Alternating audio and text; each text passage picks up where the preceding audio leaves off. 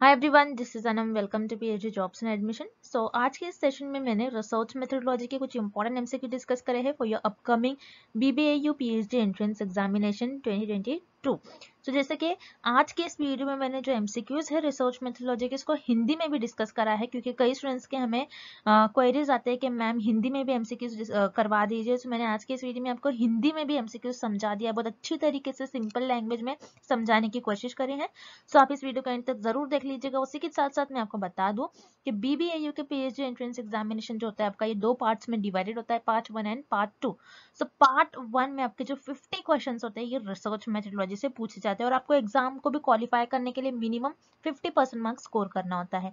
अब मैं आपको बता दूं कि अगर आपने यूजीसी नेट सीएसआईआर आप जो भी एग्जामिनेशन आपने क्वालिफाई कर रखे हैं, तो फिर भी आपको इस यूनिवर्सिटी का पीएचडी एंट्रेंस एग्जामिनेशन देना होता है। आप यहाँ पर एग्जेम्प्टेड नहीं होते हो।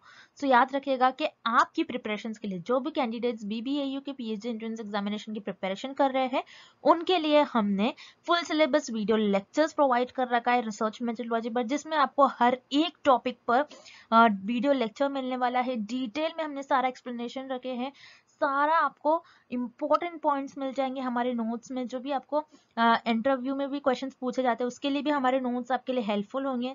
Then full syllabus mock test हम आपको प्रोवाइड करते हैं। हर एक मॉक टेस्ट में हमने 40-50 क्वेश्चंस कवर कर रखे हैं। उसी तरीके से आपको प्रैक्टिस हो जाती है मॉक टेस्ट के थ्रू, आपको पता लगता है कि आप कितने वीक हो, कौन सा टॉपिक में आपको वीक है। सो आप उस टॉपिक पे फोकस कर सकते हो। And finally 1000+ practice MCQs PDF जो कि आपके रिवीजन का काम करती है। सो हम आपको रिसर्च मेथोडोलॉजी के लिए ये सारा कंटेंट प्रोवाइड करते हैं, जिससे कि आप आपके बीबीएयू के पीएचडी एंट्रेंस एग्जामिनेशन को इजीली क्रैक कर पाओगे। और हम आपको गारंटी देते हैं, अगर आप हमारा ये स्टडी मटेरियल फॉलो करते हो तो आप इजीली आपका सिलेक्शन होने वाला है बीबीयू के पीएचडी एंट्रेंस एग्जामिनेशन के में। तो मैं आपको बता दूं कि कई स्टूडेंट्स का हमें फीडबैक आता है कि हमारे इसी कंटेंट से उनको डायरेक्टली एग्जाम में क्वेश्चंस पूछे गए थे। अब रिसेंटली 2 to 3 यूनिवर्सिटीज का पीएचडी एंट्रेंस एग्जामिनेशन हुआ था, जिसमें हमारे इसी कंटेंट से स्टूडेंट्स को रिसर्च मेथोडोलॉजी के 30 to 40 क्वेश्चंस एग्जाम में डायरेक्टली पूछे गए थे। सो याद रखिएगा, हमारे इस कंटेंट को परचेस करने के लिए स्क्रीन पर जो आपको नंबर नजर आ रहा है उस पर आपको हमें व्हाट्सएप के थ्रू कांटेक्ट करना है। नॉर्मल कॉल्स नंबर पर नहीं लगेगा। और आप हमारे ऐप के थ्रू भी स्टडी मटेरियल को एक्सेस कर सकते हो। सो ऐप को एक्सेस करने के लिंक मैंने आपके साथ डिस्क्रिप्शन बॉक्स में प्रोवाइड कर रखी है, जिससे कि आप 1 क्लिक में ही सारे स्टडी मटेरियल को एक्सेस कर सकते हो। So let's begin with the video.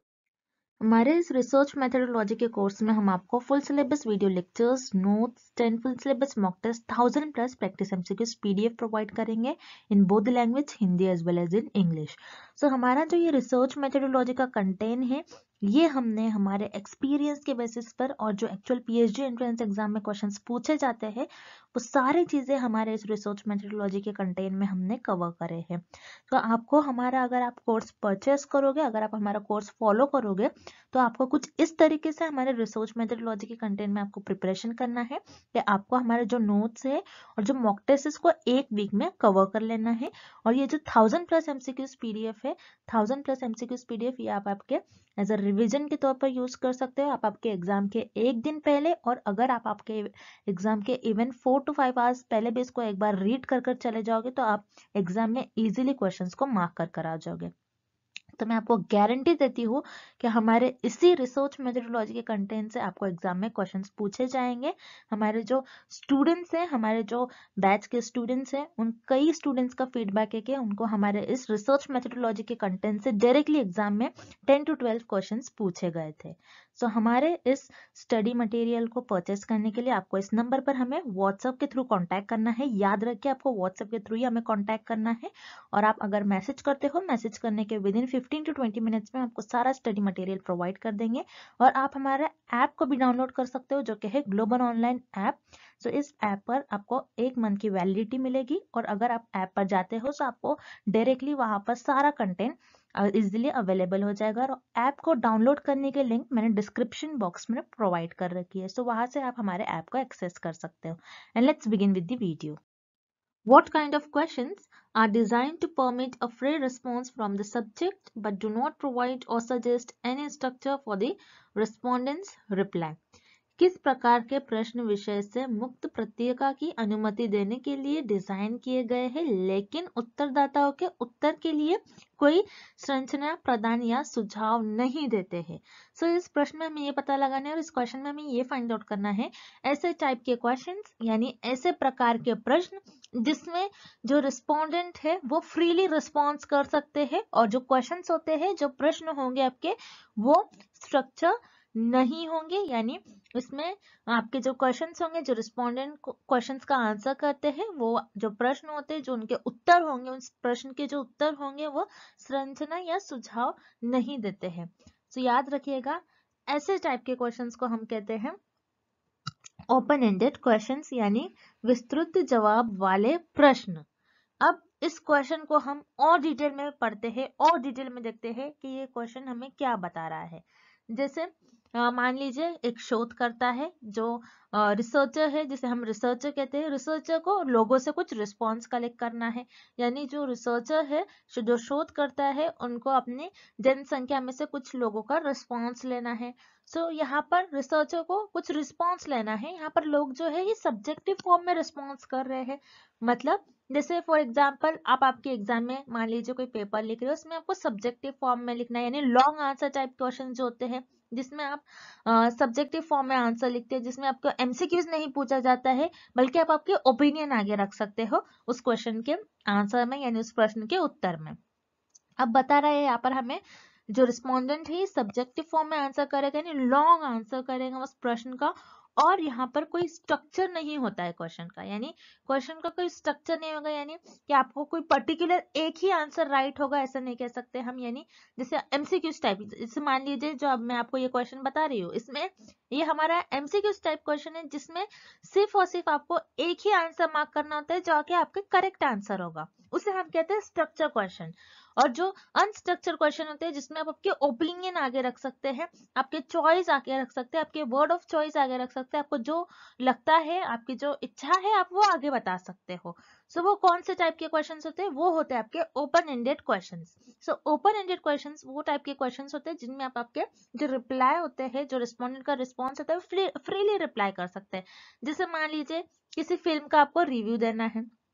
अब कोई रिसर्चर है, कोई फिल्म का रिव्यू ले रहा है, तो यहाँ पर अगर फिल्म का रिव्यू कुछ इस तरीके से है कि मान लीजिए यहाँ पर क्वेश्चन आपको ऐसा पूछा जा रहा है कि उस फिल्म में आपको उस फिल्म की क्वालिटी कैसे लगी, एक्ट्रेस की एक्टिंग कैसी थी, तो आप यस नो फॉर्म में तो आंसर नहीं दे सकते, आप उसको डिस्क्राइब करोगे, आप उसको बताओगे कि इस एक्टर की एक्टिंग अच्छी थी, ये क्वालिटी और अच्छी हो सकती थी पिक्चर की, और एक्शन सीन्स ऐसे थे, ऐसे होने चाहिए थे। तो यहाँ पर आप आपकी ओपिनियन को आगे रखते हो, तो उसे हम कहते हैं ओपन एंडेड क्वेश्चन। तो इस प्रश्न का आपका सही उत्तर हो जाएगा ऑप्शन ए। उसी तरीके से option be close ended questions. Close ended questions क्या होते हैं? याद रखिएगा, क्लोज एंडेड क्वेश्चंस आपके स्ट्रक्चर्ड क्वेश्चंस होते हैं जिसमें आपको 4 ऑप्शन दिए गए थे, उसमें से आपको एक ही ऑप्शन को राइट करना होता है, एक ही ऑप्शन को चुनना होता है जो कि सही है। उसी तरीके से फिक्स्ड ऑल्टरनेटिव क्वेश्चंस। तो फिक्स्ड ऑल्टरनेटिव क्वेश्चंस भी क्या होते हैं?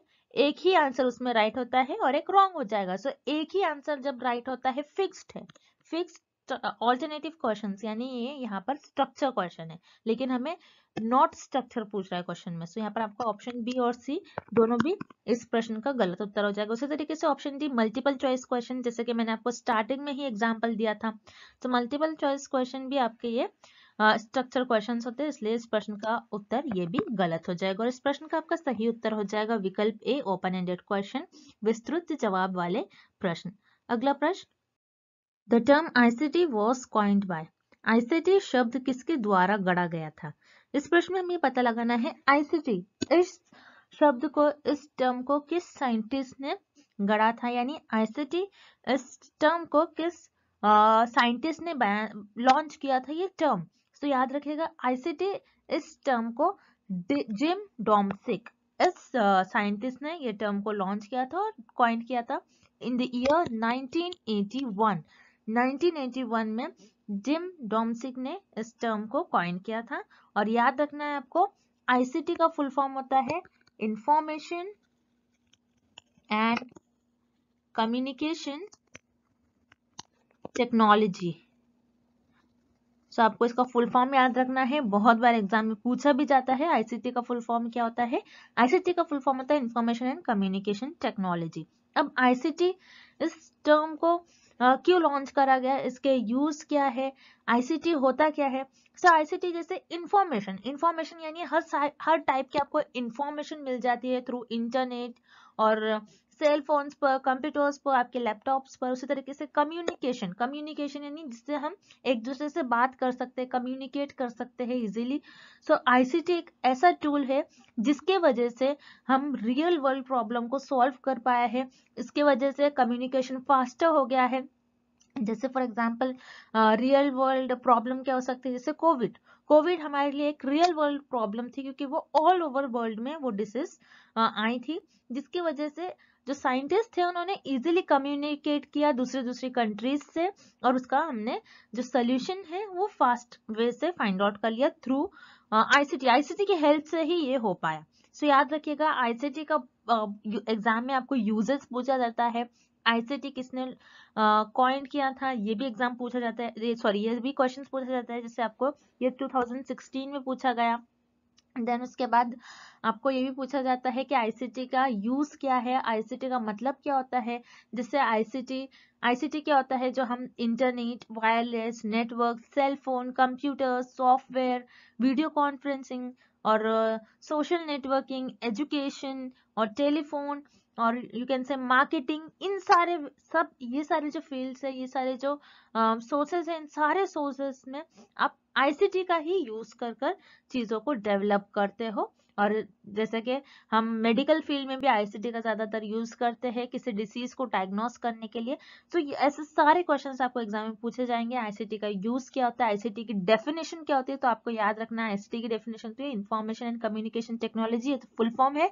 डेफिनेशन उसकी आपको अच्छी तरीके से एक बार रीड कर लेना है, जिसमें आपको सारे सोर्सेज के थ्रू आईसीटी हेल्प करता है। ये सारे यूजेस आपको एक बार ही पढ़ लेना है जो कि एग्जाम में पूछे जाते हैं। और याद रखिएगा, term ICT was coined by Jim Domsick in the year 1981। So इस प्रश्न का आपका सही उत्तर हो जाएगा ऑप्शन बी, जिम डॉम्सिक। अगला प्रश्न, hypothesis testing is not required in case of, किस मामले में परिकल्पना परीक्षण की आवश्यकता नहीं है।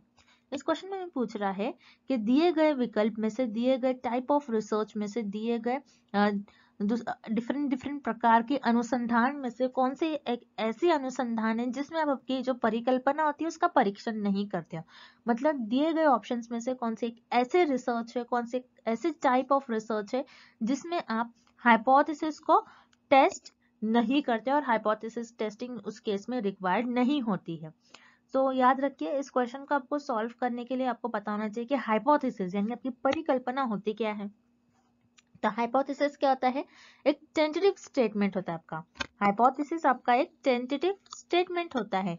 टेंटेटिव मतलब कुछ समय के लिए आप मान लेते हो कि ऐसा करने से हो सकता है ऐसा हो।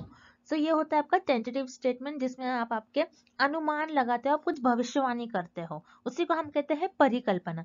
परिकल्पना का मतलब होता है आप आपके नॉलेज के बेसिस पर आप कोई चीजों पर, कुछ फिनोमेना पर भविष्यवाणी करो और उसी भविष्यवाणी को आप आपके जो शोध होती है, आप आपकी जो अनुसंधान होती है उसमें उसका परीक्षण करते हो, उसी को हम कहते हैं हाइपोथेसिस टेस्टिंग।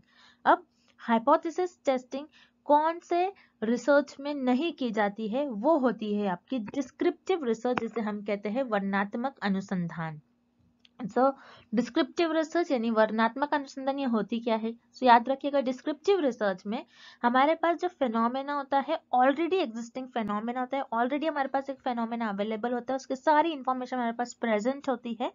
उसी फेनोमेना को हम एनालाइज कर उसको एज इट इज डिस्क्राइब करते हैं। बहुत इंपॉर्टेंट वर्ड है। डिस्क्रिप्टिव रिसर्च में हमारे पास फेनोमेना ऑलरेडी प्रेजेंट होता है, उस फेनोमेना में जब हमें जो भी इंफॉर्मेशन दी गई है उसी इंफॉर्मेशन को हमको एनालाइज करना होता है और हमें उसे एज इट इज डिस्क्राइब करना होता है। इसी को हम कहते हैं डिस्क्रिप्टिव रिसर्च। सो डिस्क्रिप्टिव रिसर्च में हमें कुछ करना ही नहीं है, हमें बस जो दिया गया है फेनोमेना उसको एनालाइज कर एज इट इज उसको लिखना है, एज इट इज उसको डिस्क्राइब करना है। तो यहाँ पर आपको हाइपोथेसिस को टेस्ट करने की कोई जरूरत ही नहीं होगी, क्योंकि यहाँ पर आप कोई टेस्टिंग ही नहीं करते, आप कोई चीजों को टेस्ट नहीं करते हो, आप कोई चीजों का कुछ नया फाइंड आउट नहीं करते हो, बल्कि जो दिया गया है उसी को डिस्क्राइब करने के लिए डिस्क्रिप्टिव रिसर्च का यूज करा जाता है।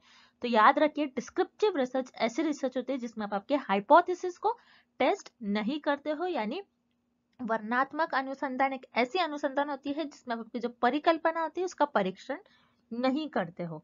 सो इस प्रश्न का आपका सही उत्तर हो जाएगा ऑप्शन बी। अब जो रिमेनिंग ऑप्शन है, जो बचे हुए विकल्प है, उन्हें भी हम एक एक बार देख लेते हैं। जैसे एक्सपेरिमेंटल रिसर्च, एक्सपेरिमेंटल रिसर्च क्या होती है, जिसमें आप कोई दो वेरिएबल्स के बीच में कॉज एंड इफेक्ट रिलेशनशिप देखते हो, यानी कारण एंड प्रभाव देखते हो दो चरों के बीच में, जो कि होते हैं आपके independent variable and dependent variable.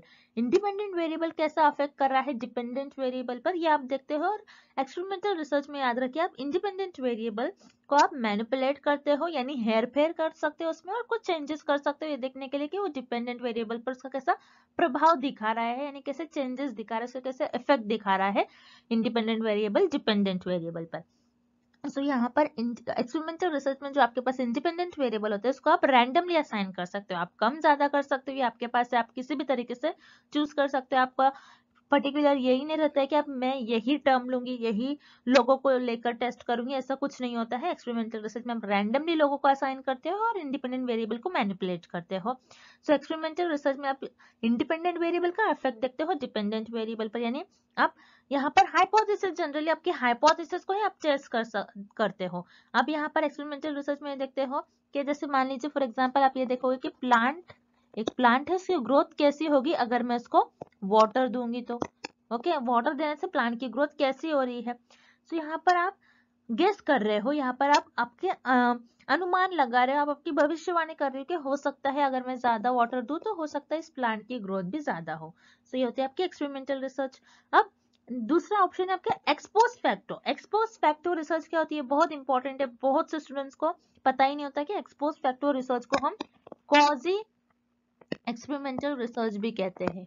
Okay, experimental research को हम एक्सपोज फैक्टर रिसर्च को हम कॉजी एक्सपेरिमेंटल रिसर्च कहते हैं, जिसमें हमारे जो वेरिएबल्स होते हैं, अगेन हम इंडिपेंडेंट वेरिएबल का ही इफेक्ट देखते हैं डिपेंडेंट वेरिएबल पर कैसा हो रहा है।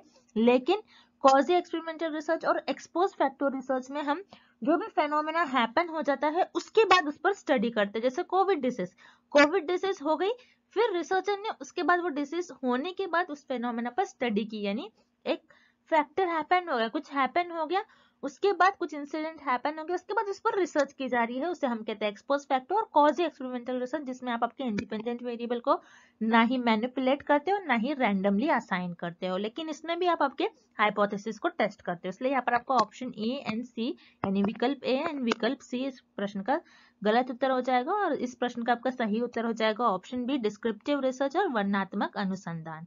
अगला प्रश्न, coefficient of correlation is independent of, सहसंबंध का गुणांक स्वतंत्र है। इस क्वेश्चन में पूछ रहा है कि कोएफिशिएंट ऑफ कोरिलेशन किस चीज पर डिपेंड नहीं करता है। इंडिपेंडेंट यानी किस चीज पर डिपेंड नहीं करता है, किसी पर डिपेंड नहीं करता है, वो कौन होता है, वो किस ऑप्शन में हमें दिया गया है कि कोएफिशिएंट ऑफ कोरिलेशन किस चीज पर डिपेंड नहीं करता है। सो याद रखिएगा, कोएफिशिएंट ऑफ कोरिलेशन ये होता क्या है। सो कोरिलेशनल रिसर्च में कोएफिशिएंट होता है जिसे हम कहते हैं कार्ल पियर्सन कोएफिशिएंट। तो याद रखिएगा, इस साइंटिस्ट ने इस कोएफिशिएंट को दिया था जिसका नाम है कार्ल पियर्सन कोएफिशिएंट। एग्जाम में इस पर भी कई बार क्वेश्चन पूछे जाते हैं कि कोएफिशिएंट ऑफ कोरिलेशन ये किस साइंटिस्ट ने दिया था इस कोएफिशिएंट। तो याद रखिएगा, इसका आंसर आ जाएगा आपका कार्ल पियर्सन कोएफिशिएंट। अब कार्ल पियर्सन कोएफिशिएंट होता क्या है कोरिलेशन रिसर्च में। तो याद रखिएगा, कार्ल पियर्सन कोएफिशिएंट की वैल्यू आपकी -1 से +1 के बीच में लाई करती है। अगर आपके कार्ल पियर्सन कोएफिशिएंट की वैल्यू -1 आ रही है, दैट मींस आपके जो वेरिएबल्स है, वेरिएबल्स के बीच में परफेक्ट नेगेटिव कोरिलेशन है। और अगर आपके जो कार्ल पियर्सन कोएफिशिएंट है उनकी वैल्यू +1 है, सो याद रखिएगा उस केस में आपके जो वेरिएबल्स है, आपके चर है, चरों के बीच में परफेक्ट पॉजिटिव कोरिलेशन होगा, और 0 का मतलब होता है कि कोई रिलेशन नहीं होता है। सो ये होते हैं आपके कार्ल पियर्सन कोएफिशिएंट जिसके वैल्यूज -1 से +1 के बीच में लाई करती है। अब याद रखिएगा कार्ल पियर्सन कोएफिशिएंट जिसे कोएफिशिएंट ऑफ कोरिलेशन कहते हैं। सो कोएफिशिएंट ऑफ कोरिलेशन का फॉर्मूला आपको पहले पता होना चाहिए, तभी हम इस क्वेश्चन को सॉल्व कर पाएंगे। सो ये होता है आपका कोएफिशिएंट ऑफ कोरिलेशन का फॉर्मूला। तो इस तरीके से आपका फॉर्मूला आता है, इसे हम कहते हैं सबमिशन। ये आपके ऑब्जर्वेशंस होंगे और ये आपके xi और yi ये आपके ऑब्जर्वेशन होते हैं। सो x ये आपका फर्स्ट वेरिएबल हो जाएगा, क्योंकि दो वेरिएबल्स के बीच में हम कोरिलेशनल रिसर्च में संबंध देखते हैं, उनके बीच में कैसा रिलेशन है। सो xi जो होता है आपका ये फर्स्ट वेरिएबल हो गया और yi ये आपका हो जाएगा सेकेंड वेरिएबल। ऐसे दो वेरिएबल होते हैं कोरिलेशनल रिसर्च में और उनके बीच में आप संबंध देखते हो। सो ये पता चल गया आपको xi और yi क्या होता है। अब नेक्स्ट टर्म हमें दिया गया है, नेक्स्ट लेटर x बार y बार। नेक्स्ट वेरिएबल हमें दिया गया x बार y बार। सो x बार और y बार क्या होता है, ये होता है आपके मीन। अब आपने कुछ मान लीजिए सैंपल से कुछ इंफॉर्मेशन निकाल लिया, उनकी हाइट निकाल लिया, हाइट का आप मीन देखोगे और बताओगे कि इस पर्टिकुलर जो पॉपुलेशन है उसमें ज्यादातर लोगों की हाइट क्या होती है, तो ये हो गया आपका मीन। सो बार जब भी आ गया मतलब ये मीन हो जाएगा आपका, और xi मतलब ये फर्स्ट वेरिएबल के ऑब्जर्वेशन, यानी फर्स्ट वेरिएबल का आपने जो भी डेटा कलेक्ट करा वो होता है, और yi मतलब सेकंड वेरिएबल का आपने जो भी डेटा कलेक्ट करेगा वो हो जाएगा आपका yi। ये हो गया आपका। अब ये साइन क्या होती है, इसे हम कहते हैं सबमिशन, जिसका मतलब होता है एडिशन। सबमिशन का मतलब होता है एडिशन, ये हमें पता चल गया। अब यहाँ पर हमें कुछ ऑप्शन दिए गए हैं, जैसे change in origin and change in scale. अगर हम चेंज करते हैं अपने ओरिजिन में और स्केल में कुछ चेंज करते हैं तो क्या कोएफिशिएंट ऑफ कोरिलेशन से इसका कोई लेना देना नहीं होता है, इससे कोई डिपेंड नहीं करता है इन चीजों पर। सो यस, याद रखिएगा कोएफिशिएंट ऑफ कोरिलेशन ना ही आपके चेंज ऑफ स्केल में और ना ही चेंज ऑफ ओरिजिन से डिपेंड करता है, इन दोनों से इंडिपेंडेंट होता है। तो यहाँ पर आपका ऑप्शन सी राइट हो जाएगा, क्योंकि अगर आप स्केल में भी कोई चेंज कर लो या फिर ओरिजिन में भी कुछ चेंज कर लो, आपका जो कोएफिशिएंट ऑफ कोरिलेशन है उसको कुछ उस पर अफेक्ट नहीं होता है, ये इन दोनों से इंडिपेंडेंट होता है। अब किस तरीके से, अब मान लीजिए जैसे फॉर एग्जाम्पल आपके पास कुछ इंफॉर्मेशन आपने कलेक्ट कर लिया।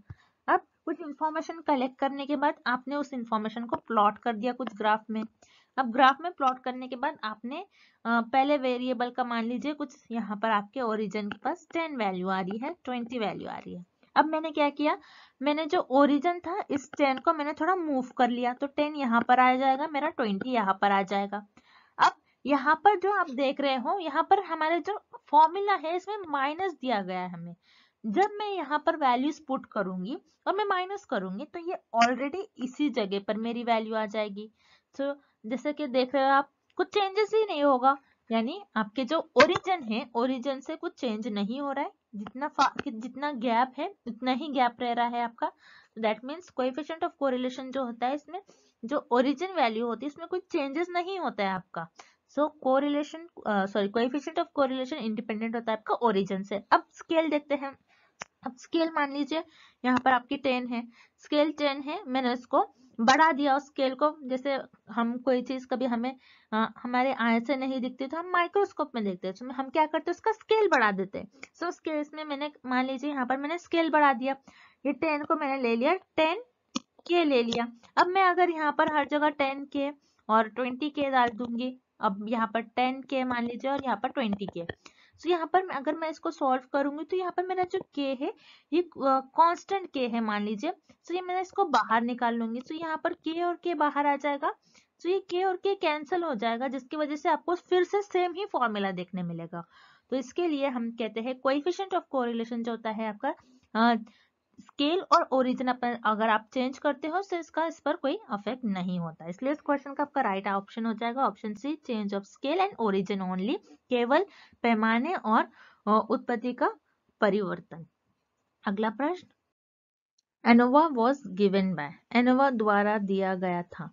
तो इस क्वेश्चन में हमें पता करना है कि एनोवा ये किस साइंटिस्ट के द्वारा ये नाम दिया गया था, ये टर्म दिया गया था। तो याद रखिएगा एनोवा ये R.A. फिशर यानी रोनाल्ड फिशर इस साइंटिस्ट ने दिया था इन द ईयर 1918 में रोनाल्ड फिशर यानी R.A. फिशर इस साइंटिस्ट ने एनोवा इस टर्म को लॉन्च किया था। अब एनोवा क्या होता है, याद रखिएगा एनोवा का फुल फॉर्म होता है एनालिसिस ऑफ वेरिएंस। अब एनोवा किस लिए हम यूज करते हैं? सो याद रखिएगा, एनोवा एक स्टैटिस्टिकल टूल होता है, एक स्टैटिस्टिकल टेस्ट होता है, जिससे हम ये टेस्ट करने के लिए देखते हैं कि 2 से ज्यादा सैंपल के मीन को कंपेयर करने के लिए। ओके, जब 2 से ज्यादा आपके पास सैंपल्स होंगे, उनके मीन को अगर आपको कंपेयर करना है तो आप एनोवा टेस्ट यानी एनालिसिस ऑफ वेरिएंस इसका यूज करोगे। और याद रखिएगा, एग्जाम में भी बहुत बार क्वेश्चन पूछा जाता है एनोवा पर। सो एनालिसिस ऑफ वेरिएंस इस टेस्ट का हम यूज सिर्फ और सिर्फ इसीलिए करते हैं क्योंकि हमको ये देखना होता है कि ये कंपेयर करना होता है कि 2 से ज्यादा जो सैंपल्स है उनके मीन को कंपेयर करने के लिए। आपके पास अगर 2 से ज्यादा सैंपल्स ले लिया आपने, उस पर आपने स्टडी परफॉर्म किया, उससे जो आपको मीन मिल रहे हैं आपको उसको कंपेयर करना है। तो कंपेयर करने के लिए आप एनोवा टेस्ट का यूज करोगे। अगर जब आपके पास सिर्फ 2 ही सैंपल होते हैं तो उस केस में आप या तो टी टेस्ट का यूज करोगे या तो जी टेस्ट का यूज करते हो। अब आपके पास 2 से ज्यादा सैंपल के मीन है, यानी 3 हो सकते हैं, 4 हो सकते हैं, 5 हो सकते हैं, 2 से ज्यादा हो सकते हैं, तो उस केस में आप एनोवा का यूज करोगे। सो एनोवा को हम कहते हैं extension of T and ji test, यानी टी और जी टेस्ट में भी हम सेम इसी तरीके से करते हैं। टी और जी टेस्ट में हम 2 सैंपल के मीन को कंपेयर करते हैं और उसी का एक्सटेंशन हम एनोवा को कहते हैं, यानी सेम करते हैं लेकिन यहाँ पर उसका एक्सटेंशन है इसमें, जिसमें हम टी और जी टेस्ट में जो नहीं कर पाते, यानी 2 से ज्यादा मीन को कंपेयर नहीं कर पाते, यही हम एनोवा में करते हैं कि 2 से ज्यादा सैंपल के मीन को कंपेयर करने के लिए हम एनोवा इस टेस्ट का यूज करते हैं। और याद रखिएगा, एग्जाम में भी कई बार क्वेश्चन पूछा गया है एनोवा ये किस टेस्ट का एक्सटेंशन होता है। सो एनोवा ये टी एंड जी टेस्ट, ये दोनों भी टेस्ट का एक्सटेंशन होता है। और ANOVA was given by R.A. Fisher यानी Ronald Fisher in the year 1918। So इस प्रश्न का आपका सही उत्तर हो जाएगा option D, R.A. Fisher. And thank you for watching this video. Good luck with your preparation and see you tomorrow with another video.